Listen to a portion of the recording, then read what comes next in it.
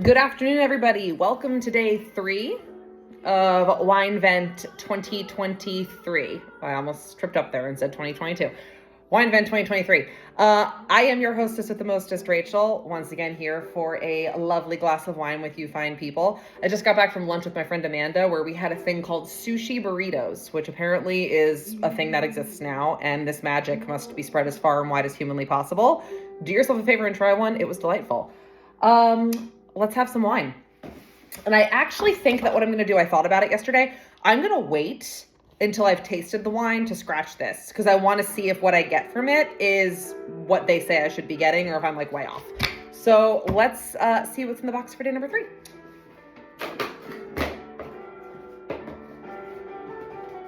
Oh, it's a white. Darn it. I didn't bring an ice cube for this because I didn't think I was getting a white. I thought I was going to be getting a red. All right, well, hey, it is what it is. There's really nothing wrong with drinking a room temperature white. And let's see. This is the Wild Child 2022 Chardonnay from the north coast of California. This probably means it's going to be super buttery if I have to gather, but let's find out. And sometimes, California Chardonnays have a reputation for being very, very buttery and very, very like popcorny, which there is a time and a place for that, but it's not really my super big preference. There has been a move towards less oak and more stainless steel on Chardonnays in recent years, because there was such a resistance to having such buttery, popcorny, toasty type Chardonnays. But we're gonna see which direction this one leans. And it's again a really cute little bottle. It looks like it's a little orange with some very fun little art. So let's pour and see what we find.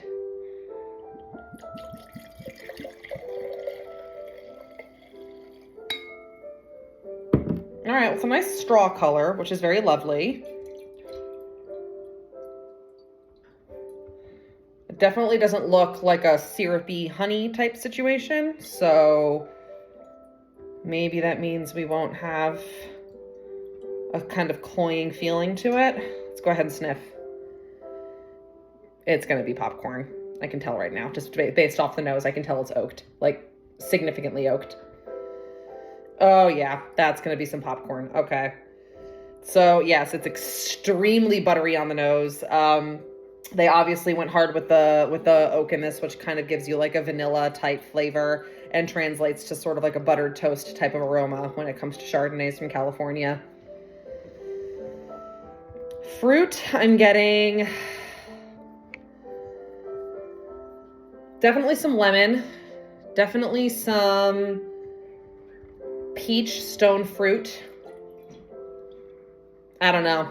I feel like this might be a miss in the hit or miss. So let's give it a little bit of a taste and see what we got. And we're having it room temperature too, so I don't know how good. I'll make sure that I always have ice here now so that I don't run into this again, but let's figure it out.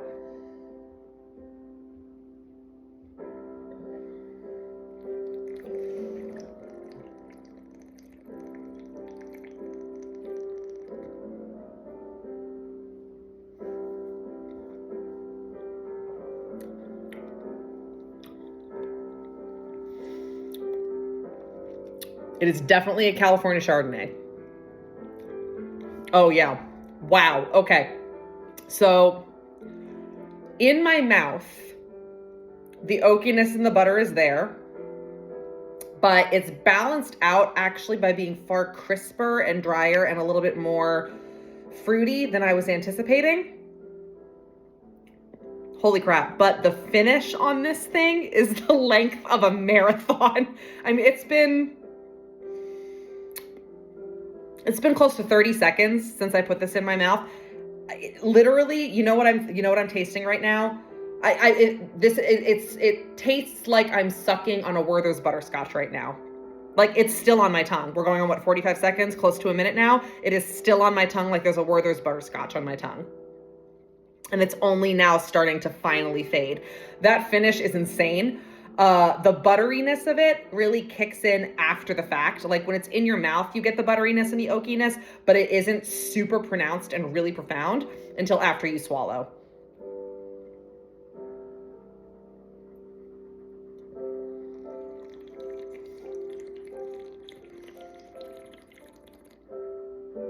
Mm.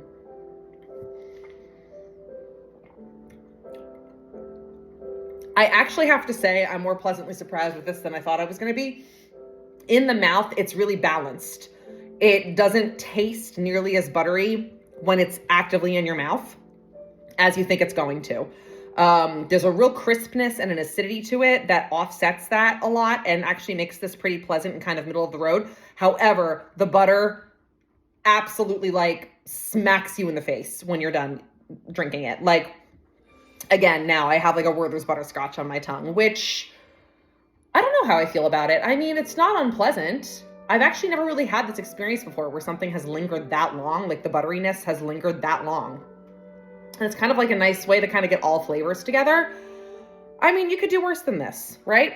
Let's see what the sheet says I should be tasting. All right, according to this bad boy, I said lemon and peach, right? Let's see what this says. Okay. This says lemon zest, pineapple, and apricot. So, okay, fine. Apricot, peach, I'm going to call that away the same. So I really wasn't too far off. Yeah, and the buttery nature of it is very traditional and true to California. So I have to say this, for a California Chardonnay, I'm probably liking this more than most that I've tasted. Like, I actually think I'm going to save the rest of this and put a little ice cube in to chill it up a little bit and try it again. In the meantime, let's go ahead and give it a nutcracker rating. I'm going to reach for my green nutcracker.